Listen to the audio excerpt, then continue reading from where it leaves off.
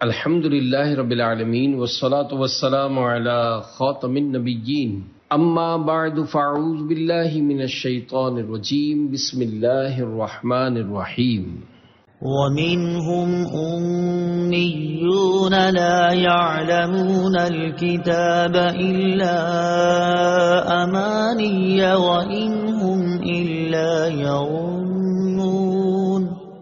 ترجمہ، اور ان میں کچھ ان پڑھ ہیں جو کتاب کو نہیں جانتے مگر زبانی پڑھ لینا یا کچھ اپنی من گھڑت، اور یہ صرف خیال و گمان میں پڑے ہوئے ہیں۔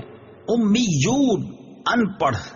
تفسیر صراط الجنان میں ہے، یہاں سے یہودیوں کے دوسرے گروہ کا تذکرہ ہے۔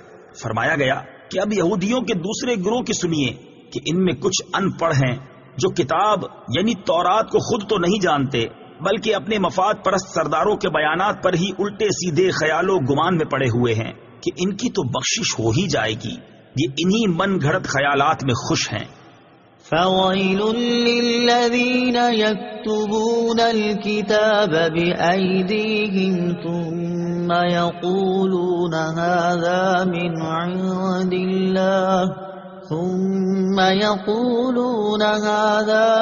عِندِ اللَّهِ لِيَشْتَرُوا بِهِ ثَمَنًا قَلِيلًا فَوَيْلٌ لَّهُم مِّمَّا كَتَبَتْ أَيْدِيهِمْ وَوَيْلٌ لَّهُم مِّمَّا يَكْسِبُونَ۔ ترجمہ، تو بربادی ہے ان لوگوں کے لیے جو اپنے ہاتھوں سے کتاب لکھتے ہیں پھر کہتے ہیں یہ خدا کی طرف سے ہے کہ اس کے بدلے میں تھوڑی سی قیمت حاصل کر لیں، تو ان لوگوں کے لیے ان کے ہاتھوں کے لکھے ہوئے کی وجہ سے ہلاکت ہے اور ان کے لیے ان کی کمائی کی وجہ سے تباہی اور بربادی ہے۔ فویلن، تو بربادی ہے۔ تفسیر صراط الجنان میں ہے، جب سرکار دو جہاں صلی اللہ تعالی علیہ وآلہ وسلم مدینہ طیبہ تشریف فرما ہوئے تو علماء توریت اور سرداران یہود کو کبھی اندیشہ ہو گیا کہ ان کی روزی جاتی رہے گی اور سرداری مٹ جائے گی، کیونکہ توریت میں حضور پرنور صلی اللہ تعالی علیہ وآلہ وسلم کا حلیہ اور اوصاف مذکور ہیں۔ جب لوگ حضور اقدس صلی اللہ تعالی علیہ وآلہ وسلم کو اس کے مطابق پائیں گے تو فوراً ایمان لے آئیں گے اور اپنے علماء اور سرداروں کو چھوڑ دیں گے۔ اس اندیشے سے انہوں نے توریت میں تحریف و تغییر کر ڈالی اور حلیہ شریف بدل دیا۔ مثلا توریت میں آپ علیہ الصلوۃ والسلام کے اوصاف یہ لکھے تھے کہ آپ علیہ الصلوۃ والسلام خوبصورت ہیں، بال خوبصورت، آنکھیں سرمگی، قد درمیانہ ہے۔ اس کو مٹا کر انہوں نے یہ بتایا کہ وہ بہت دراز قد ہیں، آنکھیں کنجی نیلی، بال الجھے ہوئے ہیں۔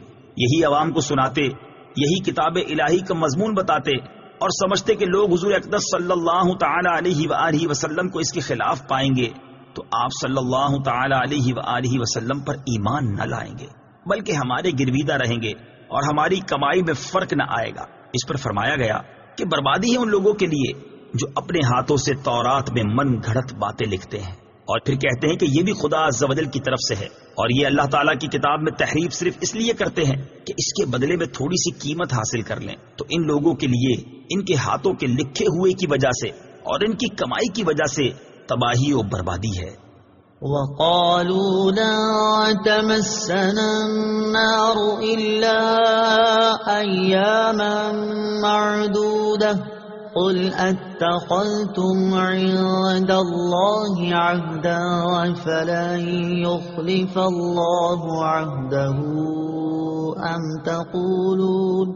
أَمْ تَقُولُونَ عَلَى اللَّهِ مَا لَا تَعْلَمُونَ۔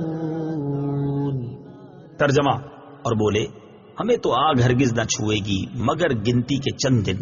اے حبیب تم فرما دو کیا تم نے خدا سے کوئی وعدہ لیا ہوا ہے؟ اگر ایسا ہے پھر تو اللہ عز و جل ہرگز وعدہ خلافی نہیں کرے گا، بلکہ تم اللہ پر وہ بات کہہ رہے ہو جس کا تمہیں علم نہیں۔ لن تمسنا النار، ہمیں تو ہرگز آگ نہ چھوئے گی۔ تفسیر صراط الجنان میں ہے، حضرت عبداللہ ابن عباس رضی اللہ تعالی عنہما سے مروی ہے کہ یہودی کہتے تھے کہ وہ دوزخ میں ہرگز داخل نہ ہوں گے مگر صرف اتنی مدت کے لیے جتنے عرصے ان کے آباء و اجداد نے بچھڑے کو پوجا تھا، اس کے بعد وہ عذاب سے چھوٹ جائیں گے، اور وہ مدت 40 دن ہے، بعض یہودیوں کے نزدیک 7 دن ہے۔ اس پر یہ آیت کریمہ نازل ہوئی۔ چنانچہ اس آیت اور اس کے بعد والی آیت میں فرمایا گیا کہ اے حبیب صلی اللہ تعالی علیہ وآلہ وسلم، تم ان سے فرما دو کہ کیا تم نے اللہ تعالیٰ سے کوئی وعدہ لیا ہوا ہے کہ وہ تمہیں چند دن کے لیے ہی جہنم میں ڈالے گا؟